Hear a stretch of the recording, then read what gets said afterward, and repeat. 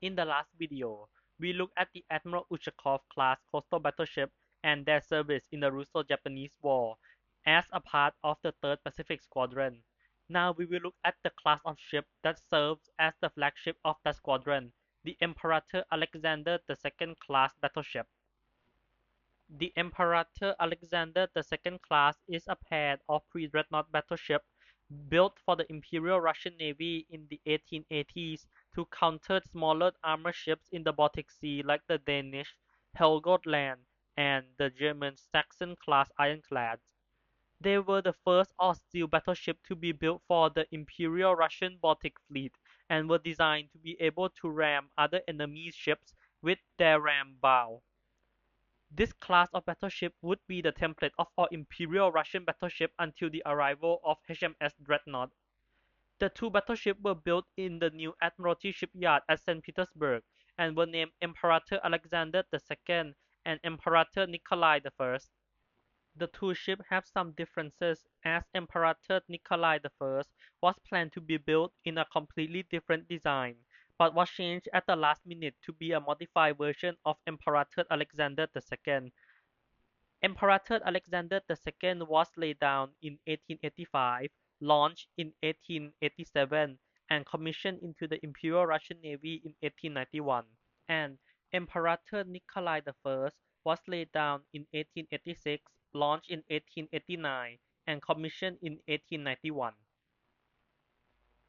The lead ship, Imperator Aleksandr II, has a length of 102 meters, a maximum beam of 20.4 meters, and a maximum draft of 7.87 meters, with a displacement of 9,392 tons, or 9,244 long tons at load, which is 813 tons or 800 long tons more than her design displacement of 8,575 tons, or 8,440 long tons. Her sister ship, Imperator Nikolai I, was a little different, with a maximum draft of only 7.39 meters and was 254 tons or 250 long tons heavier. The class has a proportion of two 3-cylinder vertical compound steam engine and 12 cylindrical boilers with a top speed of 16 knots or 28.28 km per hour. They were armed with a main armament of two 12-inch 305mm 30 caliber guns and four 9-inch 229mm 35 caliber guns. For Imperator Aleksandr II, her two 12-inch guns were fitted in a twin 10-inch 254mm armored barbettes mounted forward, while Imperator Nikolai I's guns were fitted in a turret. The secondary armament were eight 6-inch 152mm 35 caliber guns mounted on the broadside pivot mount, with four on each side at the main dock level. They were also armed with 10 1.9-inch 47mm Hotchkiss revolving cannon between the 9 and 6-inch guns to defend against torpedo boats, and five above-water 15-inch 381mm torpedo tubes with two tubes each in the bow and broadside, and a tube in the stern. The armor on the Imperator Aleksandr II class consisted of compound armor, and they have a different armor thickness between the two ships, but they had an armor thickness of around 6 to 14 inches, 152 to 356 millimeter on the belt, 10 inches 254 millimeter on the barbettes and conning tower, and 2.5 inches 64 millimeter on the deck. For the class service, I will focus on Imperator Nikolai I and then on Imperator Aleksandr II next. In her 14-year service in the Imperial Russian Navy, Imperator Nikolai I visited the United States of America in New York City in 1893 for the celebration of the 400th anniversary of the discovery of the Americas. Then she visited the French port of Toulon to reinforce the Franco-Russian alliance. In 1894 to 1896, she was in the Pacific during the First Sino-Japanese War, and she was later part of the International Squadron in the Mediterranean Sea in 1897 to support the Greek rebellion on Crete against the Ottoman Empire. In 1898 to 1899, she was refitted in Kronstadt and then stationed in the Mediterranean Sea in 1901 until the Russo-Japanese War.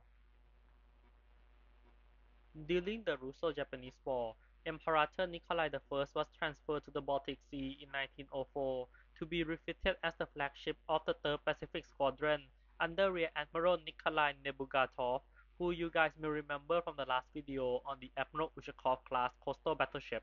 Now this part in the video will be almost the same as the one in the Admiral Ushakov class. Imperator Nikolai I, leading the 1st Pacific Squadron, would set sail in 1905 from the Baltic Sea through the Suez Canal and rendezvous with the 2nd Pacific Squadron in French Indochina. In the Battle of Tsushima, Imperator Nikolai I, under Rear Admiral Nebugatov, was the flagship of the Russian 3rd Division, along with all 3 of the Admiral Ushakov-class coastal battleships, which were positioned at the rear of the formation, where they were less targeted. They focused their fire on the Imperial Japanese Navy 2nd Battle Division, where Imperator Nikolai I was able to hit the Japanese cruiser Nishin with 3 12-inch and 1 9-inch rounds, which wounded Vice Admiral Mizu Sotaro, Admiral Togo Heihachiro, second in command of the Japanese fleet. When the Russian Pacific Fleet was surrounded as they were trying to escape to Vladivostok and surrender to the Imperial Japanese Navy, Imperator Nikolai I was slightly damaged and was captured along with Admiral Senyavin and General Admiral Apraksin from the last video, where they were taken as war prizes by the Japanese.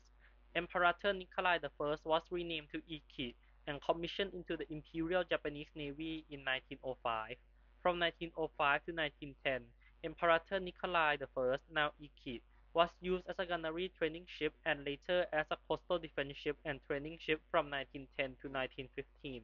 She was stricken on the 1st of May 1915 and sunk on the 3rd of October 1915 as a target ship for the battlecruiser Congo and Hiei.